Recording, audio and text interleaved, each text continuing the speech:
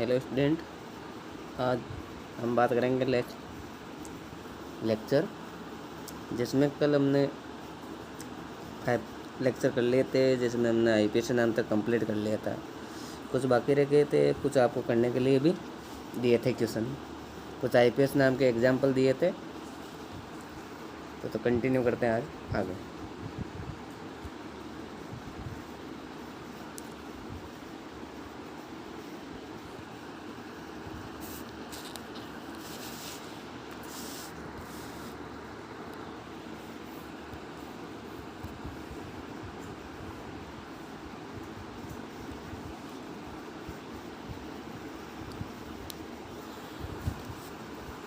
जैसे मैं आज थोड़ा बहुत रिकैप कर देता हूँ। आईपीएस नाम के एक उदाहरण दे रहा हूँ, जैसे आपको हल करना है। जैसे ये कोई संरचना है आपके सामने, CH3 CH2 CH3, इसका आपका आईपीएस नाम करना है। करें जल्दी से।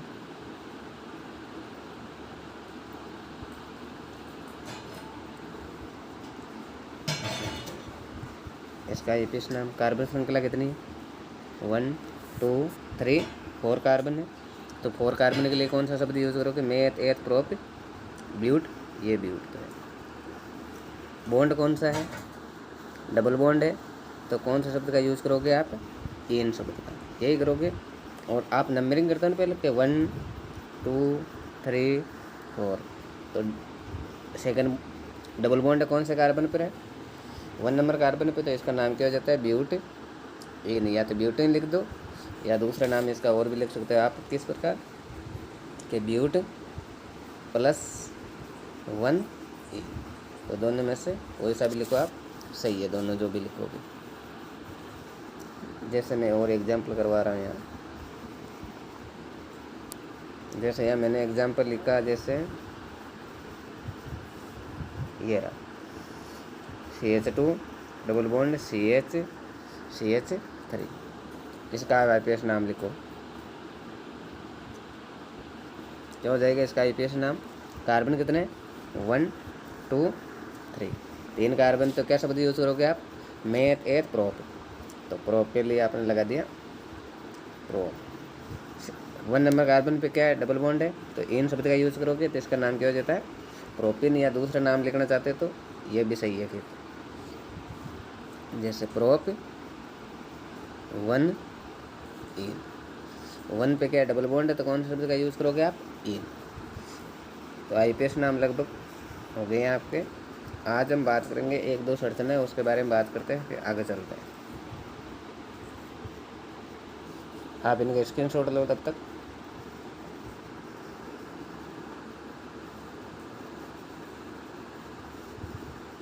और देता है आपको संरचना।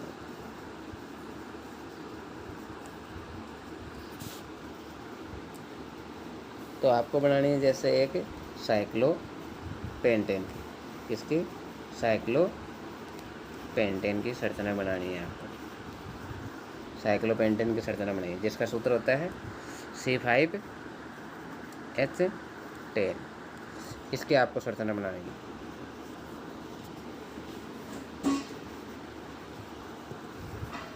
बनाइए जल्दी से।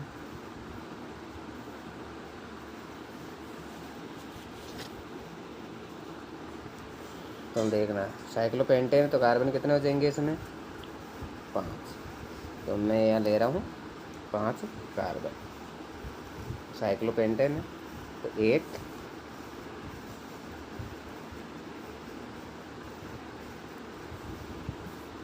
2 3 4 5। तो मैंने क्या ले लिए? कार्बन। अब इस 5 कार्बन को आप इन बॉन्डों से जोड़ दिया। ये रहा।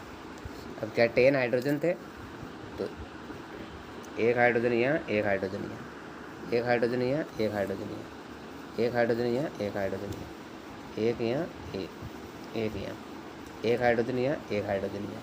यहाँ सभी क्या है? हाइड्रोजन लगे हुए हैं।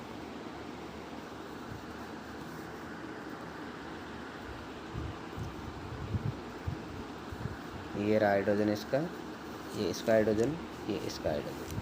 अब देखना आप, इस हाइड्रोजन की कर दी वैलेंसी कंप्लीट, इस हाइड्रोजन की कर दी वैलेंसी, इसकी कंप्लीट है, इसकी कंप्लीट है, इसकी कंप्लीट है, इस हाइड्रोजन कंप्लीट है। नेक्स्ट देखना आप, इस हाइड्रोजन की कंप्लीट है, इसकी कंप्लीट है, इसकी इस प्रकार, इसकी इस प्रकार। अब आपको करनी है किसकी, कार्बन की। तो कार्बन की देखना, जैसे यहाँ से लेके यहाँ तक के ये डबल बॉन्ड, तो इस कार्बन को गई पूरे 4 बॉन्ड। अब इस कार्बन के देखना आप, ये रहे, ये रहे इस कार्बन के। अब इस कार्बन के देखना, ये इस कार्बन के। अब नीचे देखना और बाकी है, इस कार्बन के ये रहे 4 बॉन्ड। फिर कौन सा बच्चा, ये कार्बन, इस कार्बन के लिए ये 4 बॉन्ड। तो ये किसकी संरचना बन गई, साइक्लोपेंटेन की इलेक्ट्रॉन बिंदु संरचना। तो इस प्रकार होते हैं साइक्लोपेंटेन की इलेक्ट्रॉन बिंदु संरचना। अब कुछ और यौगिक है उनकी बात करते हैं हम आगे। कुछ कार्बनिक यौगिक जैसे एथेनोइक अम्ल है, एथेनोइक अम्ल, किसकी बात करेंगे, एथेनोइक अम्ल। अब शब्द क्या आ रहा है, एथे, एथे में कितने कार्बन होंगे, 2 कार्बन। तो ये कौन सी ली मैंने, ये 2 कार्बन, जैसे ये रहे। दूसरा कार्बन ये रहा, पीछे शब्द क्या लग रहा है, नोइक शब्द लग रहा है, नोइक लग रहा है। तो आप कौन सा शब्द का यूज़ करोगे, कौन शब्द का यूज़ करोगे, COOH समूह का यूज़ करोगे। तो इस प्रकार यौगिक का क्या नाम हो जाता है, एथेनोइक अम्ल। तो इस यौगिक का क्या नाम है, एथेनोइक अम्ल। अब इसके आपको इलेक्ट्रॉन मिल गया, मैं एक बार इसकी खुली संरचना बना रहा हूँ इस प्रकार। जैसे देखना आप, जैसे ये CH3 है तो मैंने इस प्रकार लिखा है इसको CH3। सेकंड नंबर कार्बन आपका ये है H, और यहाँ क्या लगाया मैंने, OH समूह, यही है।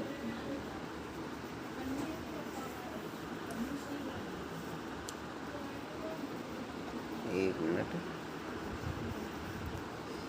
ये रहा OH समूह, ये रहा, और यहाँ H, यहाँ H, यहाँ H। इस प्रकार के आपके यहाँ संरचना देखने को मिलेगी। एक बार पीछे देख लो तो कोई गलती नहीं, ठीक है। तो ये किसकी संरचना है, एथेनोइक अम्ल की संरचना। अब इसके आप इलेक्ट्रॉन बिंदु संरचना बनाना चाहते हो तो इस प्रकार हो जाती है। इलेक्ट्रॉन बिंदु संरचना भी देखना आप, इलेक्ट्रॉन बिंदु संरचना देखना आप, जैसे इस कार्बन की यहाँ से हो रही है वैलेंसी कंप्लीट, तो इस प्रकार। अब सेकंड नंबर कार्बन की, सेकंड नंबर कार्बन की इस प्रकार हो रही है। अब हाइड्रोजन यहाँ जुड़ा है तो हाइड्रोजन ये है, इस प्रकार हो जाएगी। अगले देखना हो, आप इसको थोड़ा नोट करो, समझे। एक नेक्स्ट है, आप इसकी कुछ यौगिक का नाम बता रहा हूँ, उसकी संरचना बनाना आप। जैसे मैं यहाँ लिख रहा हूँ ब्रोमोपेंटेन की, ब्रोमोपेंटेन की संरचना बनाना है। ब्रोमोपेंटेन की संरचना क्या हो जाती है, तो ब्रोमोपेंटेन की संरचना किस प्रकार हो जाती है, इधर देखना आप, कितने ब्रोमो क्या लगा रखा है, पेंटेन। पेंटेन की संरचना क्या होती है, C5 होता है, C5H11 यही होता है। और आपको क्या लगाना है, Br समूह। तो इसकी संरचना इस प्रकार। अब इसकी खुली संरचना देख रहा मैं लिख रहा हूँ, यहाँ 5 कार्बन लगाना है, ये रहे 5 कार्बन, 1 2 3 4, और मैं यहाँ लगा रहा हूँ 5 लगा दिए। यहाँ मैं हाइड्रोजन की वैलेंसी कर रहा हूँ, बॉन्ड बना रहा हूँ। ये यहाँ सभी जो बॉन्ड बनाए ये क्या है आपके, हाइड्रोजन। और 1 पे क्या बोल रहा है, Br, तो मैंने ये Br लगा दिया। तो ये किसकी संरचना हो गई, ब्रोमोपेंटेन की संरचना हो गई, समझ गए। इस प्रकार इसकी संरचना बनाई जाती है। अब आज हम चलते हैं कार्बनिक यौगिक है उनके पढ़ेंगे हम रासायनिक गुणधर्मों की बात करेंगे। इसका स्क्रीनशॉट ले लो आप एक बार, ये फिर चलते हैं आगे की ओर।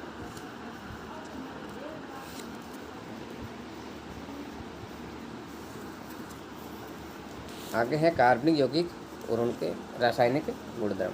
बात करेंगे कार्बनिक यौगिक, कार्बनिक यौगिक के रासायनिक गुणधर्म, रासायनिक गुणधर्म की बात करेंगे आज।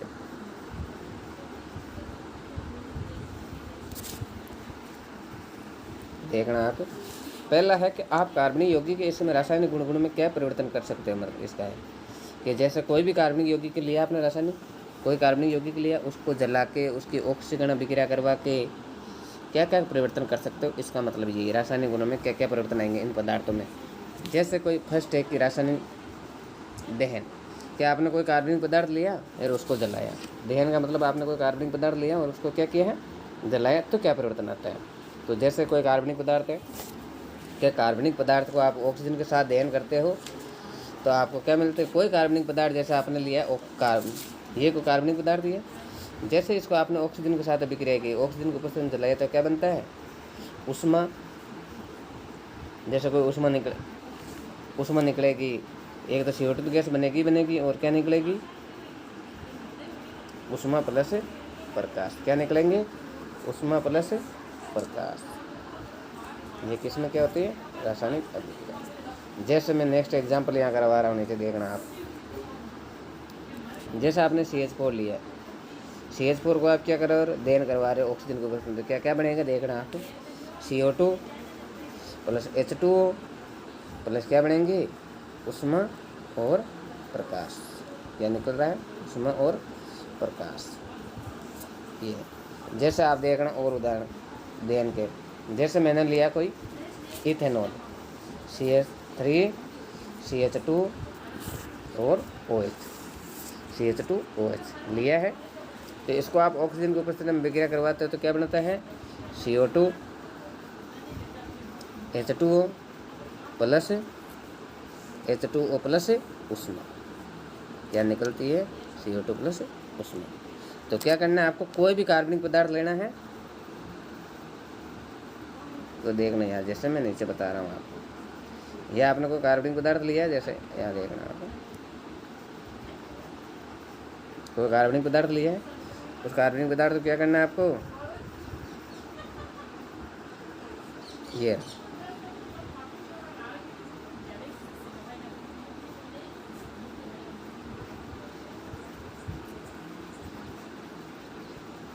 क्या किया आपने कि कार्बनिक पदार्थ का क्या करना है आपको, कार्बन का ऑक्सीजन के साथ दहन करने पर अत्यधिक मात्रा में क्या निकलती है, उष्मा एवं प्रकाश का उत्सर्जन होता है। CO2 बनेगी तो बनेगी और क्या निकलेगी, अत्यधिक उष्मा व प्रकाश का उत्सर्जन होता है। कब, जब किसी कार्बनिक पदार्थ को जलाया जाता है, मतलब दहन किया जाता है।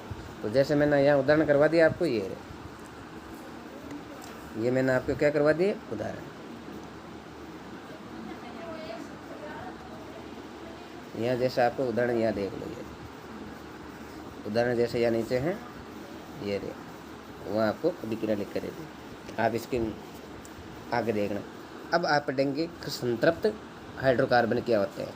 देखना पहले मैं आपको पढ़ा देता हूँ, यहाँ आगे देखना, फिर मैं समझा दूँगा आपको।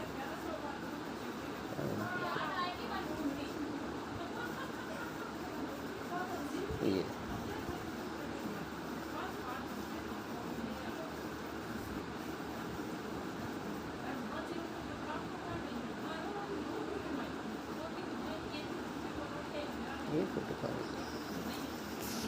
एक मिनट रुकना आप, चलो अब पढ़ेंगे हम संतृप्त हाइड्रोकार्बन क्या होता है, समझ रहे। अब देखना आप पढ़ना इसको, संतृप्त हाइड्रोकार्बन।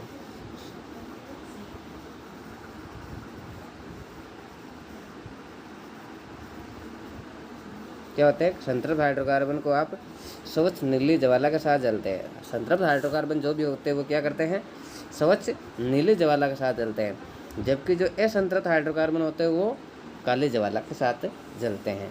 संतृप्त हाइड्रोकार्बन के लिए ऑक्सीजन पर्याप्त मात्रा में नहीं मिलती है तो ये भी पीले ज्वाला के साथ जल जाता है, क्योंकि संतृप्त हाइड्रोकार्बन क्या किस ज्वाला के साथ जलते हैं, जब इसको क्या ऑक्सीजन की पूर्ति पर्याप्त मात्रा में हो रही है।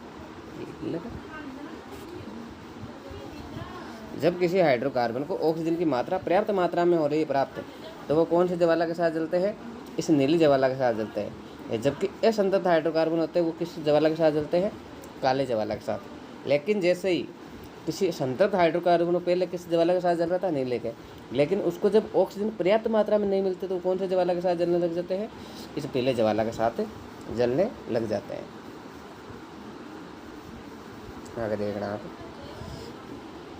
और क्या जलने लगते हैं, जिससे अधिक मात्रा में ईंधन में खर्च होता है, क्योंकि उसको ऑक्सीजन पर्याप्त मात्रा में नहीं मिल रही है तो बहुत ज़्यादा में ईंधन क्या होता है, खर्च होता है। इस कारण जैसे केरोसिन स्टोव जो भी होते हैं ना, इनके क्या होती है, छोटे छोटे छिद्र होते हैं ताकि इसको पर्याप्त मात्रा में क्या मिल सके, ऑक्सीजन मिल सके। आप गैस के बर्नर देखते हो, उस बर्नरों पे जो छोटे छोटे छिद्र होते हैं ना, उसमें क्या होता है कि ताकि जो भी आपका जैसे एलपीजी जल रही है, एलपीजी होती है सिलेंडरों में, वो एलपीजी आसानी से जल सके। इसलिए जो भी स्टोव वगैरह जो भी आप पुराने दिनों केरोसिन से यूज़ करके जो चूल्हे बनाए जाते थे उसका उपयोग करते हैं, तो उसमें क्या होता है कि जो बर्नर होता है ना ऊपर की ओर, उस बर्नर में क्या होता है, छोटे छोटे छिद्र होते हैं ताकि उसको क्या मिल सके, पर्याप्त मात्रा में ऑक्सीजन मिल सके और उसमें जो भी जलने वाला पदार्थ है वो आसानी से जल सके। अब इसका कारण क्या है, जैसे आप चूल्हे पर कोई खाना करते हो तो उसके काले बर्तन होने का कारण क्या है, बर्तनों के तले काले होने का कारण क्या है, काले, क्योंकि वो जो आप पदार्थ जला रहे हो वो पूर्ण नहीं जल रहा है। अब पूर्ण नहीं जल रहा है, धुआं हो रहा है, उस धुआं के कारण क्या होने लग जाता है, वो काले होने लग जाते हैं। लेकिन आप जैसे स्टोव वगैरह तो ये गैस चूल्हे का करते हो, इस पर क्या होता है, बर्नर होता है, उस बर्नर में क्या होती है, पर्याप्त मात्रा में ऑक्सीजन मिलती है। ऑक्सीजन मिलने के कारण क्या होता है, उसका जो भी पदार्थ है उसका पूर्ण दहन हो रहा है, मतलब पूर्ण जल रहा है।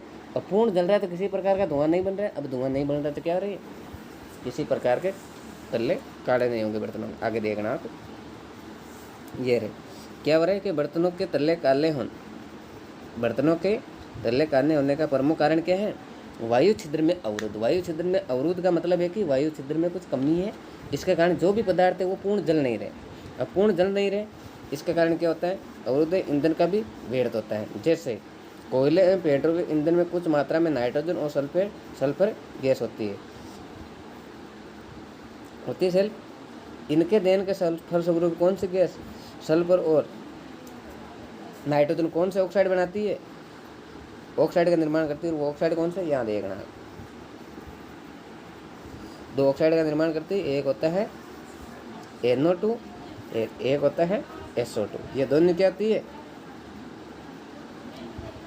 दोनों नाइट्रोजन के और सल्फर के क्या बनाती है, ऑक्साइड, जो क्या पड़ती है, एक प्रकार के वायु प्रदूषण का कारण बनती है। जो आगे चल के आपने जैसे वहाँ पढ़ा होगा, कहाँ, जब अम्लीय वर्षा पढ़ा था। अम्लीय वर्षा में क्या होता है, ये दो गैसें बनती हैं। अम्लीय वर्षा के लिए उत्तरदायी दो गैसें कौन सी है, ये रही नाइट्रोजन और सल्फर डाइऑक्साइड। और अम्लीय वर्षा के लिए दो उत्तरदायी अम्ल कौन से होते हैं, H2SO4 और SNO3। पढ़ा सेकंड नंबर चैप्टर जब आपने अम्लीय वर्षा के बारे में कहीं पढ़ा हो तो, कि NO2 और SO2 कब है, जब वायुमंडल में वायुमंडलीय पर्यावरण के कारण जो भी होते हैं ना, धुआं बढ़ता है वायु प्रदूषण के कारण, तो ये आगे चल कर कहाँ जाते हैं, वायुमंडल में वाष्प से क्रिया करके वापस जब अम्लीय वर्षा के साथ ज़मीन पे गिरते हैं तो किस रूप में गिरते हैं, H2SO4 और SNO3 के रूप में। तो ये वही है।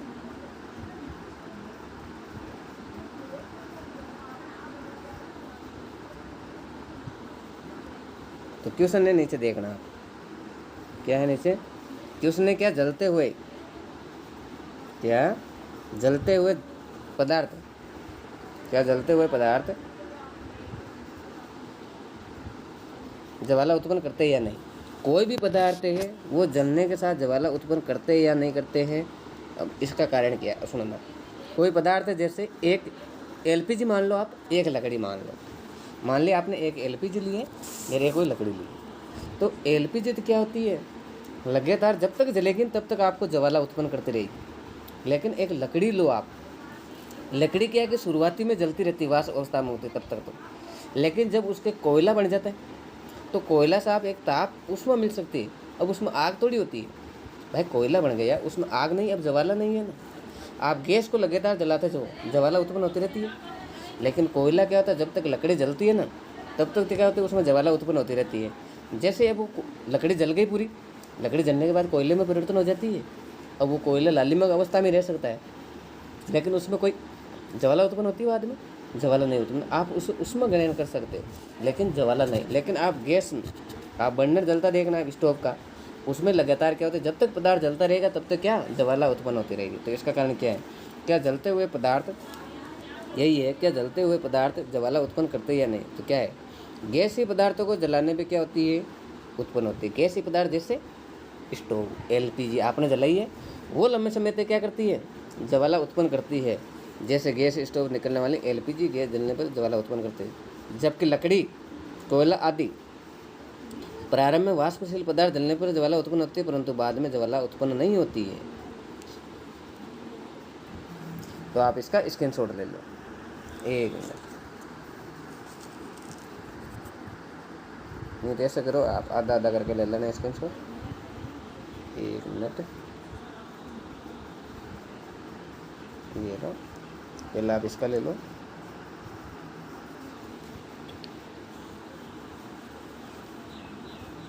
हो गई इसका, तो फिर आगे करो, आप इसका स्क्रीनशॉट ले लो, यहाँ से यहाँ तक। चलो बाकी का तुम ऐसे ही कर लो इतना।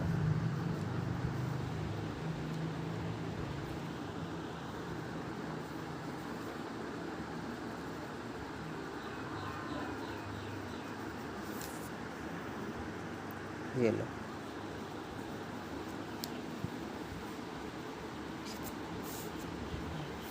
करवा दिया।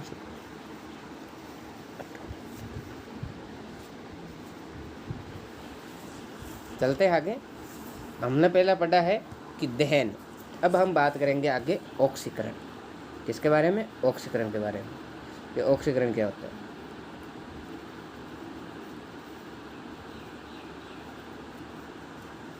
ये हम बात करेंगे अब ऑक्सीकरण के बारे में।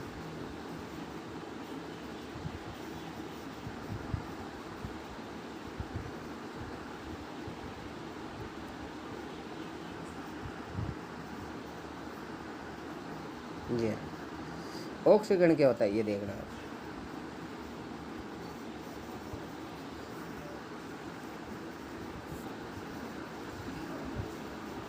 जैसे ऑक्सीकरण क्या होता है कि कोई कार्बनिक पदार्थ या कार्बनिक यौगिक को सरलता से ऑक्सीकृत किया जा सकता है, जैसे एल्कोहल को एसिटिक अम्ल में ऑक्सीकृत। ऑक्सीकृत का मतलब है आप किसी पदार्थ में ऑक्सीजन जोड़ोगे, और वो किसके माध्यम से जोड़ोगे? तो किसमें, कि आप एल्कोहल को किसमें ऑक्सीकृत कर सकते हो? एसिटिक अम्ल में। अब एल्कोहल को एसिटिक अम्ल में ऑक्सीकृत करना है, तो एल्कोहल को एसिटिक अम्ल में ऑक्सीकृत करने के लिए दो उत्प्रेरक होते हैं। एक होता है क्षारीय उत्प्रेरक जिसे बोला जाता है केमेनोफोर, एक दूसरा उत्प्रेरक होता है जिसे बोला जाता है K2Cr2O7। केमेनोफोर को जिसे बोला जाता है पोटेशियम परमैंगनेट, जो कौन सी प्रकृति का होता है? क्षारीय प्रकृति का। और एक अम्लीय प्रकृति का एक दूसरा उत्प्रेरक होता है जिसे बोला जाता है, दूसरा भी कौन सी प्रकृति का होता है? अम्लीय। और पहला ये जो केमेनोफोर होता है क्षारीय प्रकृति का, और जो K2Cr2O7 होता है ना, वो होता है कौन सी प्रकृति का? अम्लीय प्रकृति का। तो इन दोनों का नाम क्या होता है? तो यहाँ नीचे देख लो, केमेनोफोर को बोला जाता है पोटेशियम परमैंगनेट, और K2Cr2O7 को बोला जाता है पोटेशियम डाइक्रोमेट। अब ये दोनों उत्प्रेरक क्या करता है? ये दोनों उत्प्रेरक क्या करता है? इस एल्कोहल को क्या कर देता है? ऑक्सीकृत। किसमें? एसिटिक अम्ल में। ऑक्सीकृत का मतलब यहाँ कोई ये दोनों क्या करेंगे? इन समूह में क्या जोड़ेंगे? ऑक्सीजन। ऑक्सीकृत का मतलब O का जोड़ना। तो ये क्या करता है? एथेनॉल में क्या जोड़ता है? एक ऑक्सीजन। कौन? ये कौन जोड़ता है? ये केमेनोफोर और K2Cr2।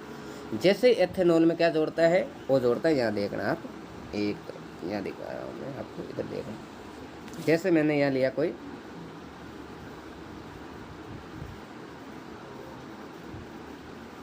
यहाँ लिया मैंने इथेनॉल। इथेनॉल का सूत्र क्या होता है? CH3 CH2, एक मिनट, CH2OH। क्या होता है? यही होता है, यही होता है। अब क्या करता है इसमें? कौन? केमेनोफोर, KMnO4 और K2Cr2O7। ये क्या करते हैं? दोनों एक ऑक्सीकरण की भांति कार्य करते हैं। ऑक्सीकरण की भांति का कार्य का मतलब है इसमें क्या जोड़ेंगे? ये ऑक्सीजन। तो किसमें? इथेनॉल में क्या जोड़ेंगे? ऑक्सीकरण। तो क्या बनता है? एसिटिक अम्ल। देखना कैसा, CH3 CH3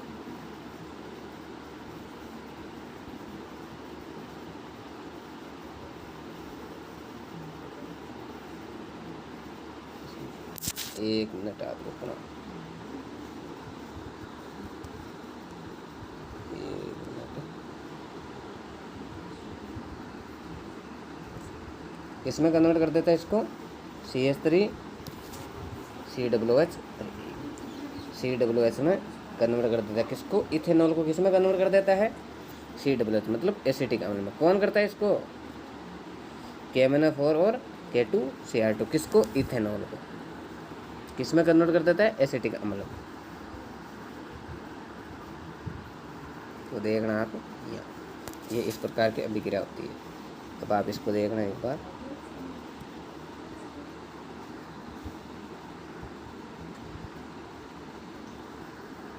ये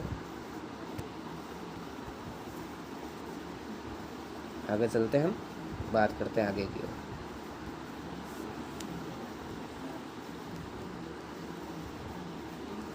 अब सुनना आ गया ना।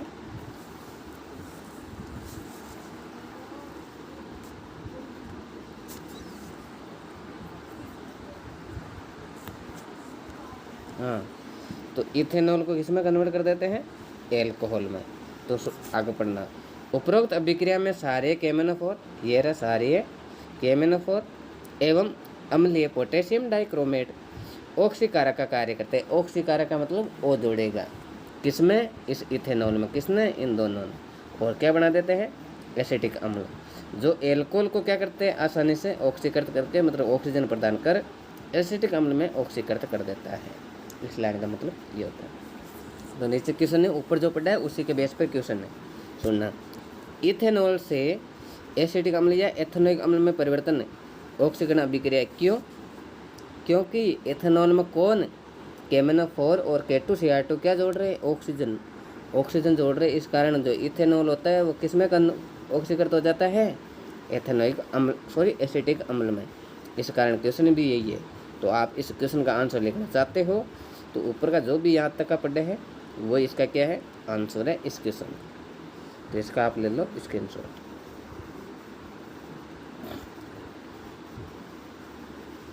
एक मिनट स्क्रीनशॉट ले लो आप इसका, रुकना आप, ये पहले आप यहाँ से यहाँ तक कर लो।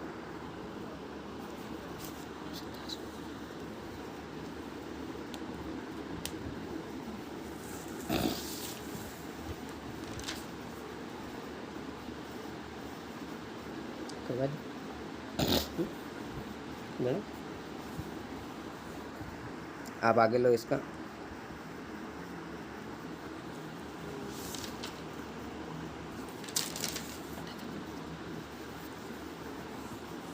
चलो हम पढ़ते हैं अब एस्टिकरण अभिक्रिया मतलब एल्कोहल या एथेनोइक अम्ल को और भी रासायनिक गुणधर्म। जैसे यह है एक फर्स्ट है कि एस्टिकरण अभिक्रिया क्या होती है, ये एथेनोइक अम्ल एवं इथेनॉल दोनों, इथेनोइक अम्ल या इथेनॉल अम्ल उत्प्रेरक किसी एसिड के उत्प्रेरक की उपस्थिति में क्रिया कर एस्टर बनाते हैं। इस अभिक्रिया को क्या बोला जाता है, एस्टरीकरण अभिक्रिया। जैसे नीचे देखना आप, जैसे क्या है, ऊपर क्या बोला है कि एसिटिक अम्ल है किसके साथ, इथेनॉल के साथ अभिक्रिया करता है और किसी एसिड की उत्प्रेरक की उपस्थिति में।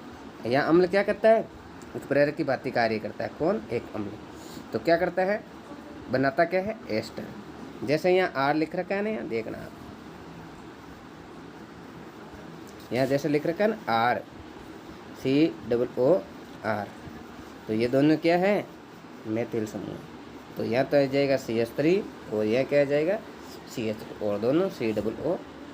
तो इस प्रकार ये बन रखा है जो आपके सामने ये रहा। तो क्या बनता है, एस्टर का निर्माण होता है। तो इस अभिक्रिया को क्या बोला जाता है, एस्टरीकरण। तो सुनना वापस आप, क्या कि एसिटिक अम्ल इथेनॉल के साथ अम्ल उत्प्रेरक की उपस्थिति में अभिक्रिया करवाई जाती है तो एस्टर का निर्माण होता है। इस अभिक्रिया को क्या बोला जाता है, एस्टरीकरण। ये जलकणु तो बाहर निकल जाता है और क्या बचता है, क्या बनता है, एस्टर। तो वो अभिक्रिया क्या कहलाती है, एस्टरीकरण। मतलब एसिटिक अम्ल है, इथेनॉल के साथ अभिक्रिया कर रहा है किसकी उपस्थिति में, किसी अम्ल उत्प्रेरक की उपस्थिति में क्रिया करके क्या बना रहा है, एसिटिक एस्टर बना रहा है। तो अभिक्रिया क्या कहलाती है, इस अभिक्रिया को क्या बोला जाता है, एस्टरीकरण अभिक्रिया बोला जाता है। और एस्टर के थोड़े सामान्य गुणधर्म देख लो, फिर हम कल बात करेंगे बाकी के बारे में। देखना अब एस्टर के कहाँ कहाँ, एस्टर की गंध कैसे क्या होती है?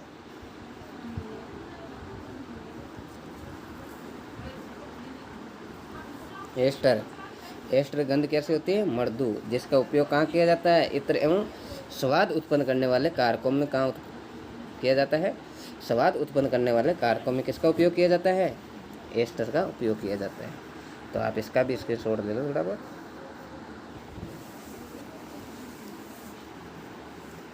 आगे हम बात करेंगे कल इस एथेनोइक एसिड के बारे में, इसके क्या क्या रासायनिक गुणधर्म है। फिर पढ़ेंगे हम साबुनीकरण अभिक्रिया, सपोनिफिकेशन। फिर हम बात करेंगे डिटर्जेंट क्या होता है, जैसे अपमार्जक साबुन और अपमार्जक के बारे में बात करेंगे। फिर आप बात करेंगे कि साबुन से मेल के साफ होने की विधि कैसी क्या है। फिर हम विस्तार से बात करेंगे किसी डिटर्जेंट के बारे में।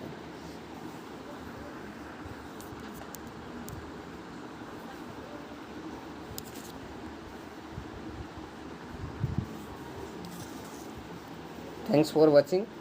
कल बात करेंगे और आगे की ओर क्लास के बारे में। धन्यवाद।